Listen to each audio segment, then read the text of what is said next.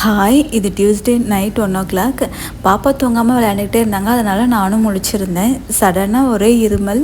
சளி எதுவும் பிடிக்கல, பட் ஆனால் இருமல் நிற்கவே இல்லை. உடனே கிச்சனுக்கு வந்து இருமலுக்கு ஒரு ட்ரிங்க் தான் ரெடி பண்ணேன். இது எங்கள் மாமியாரோட ரெமிடி.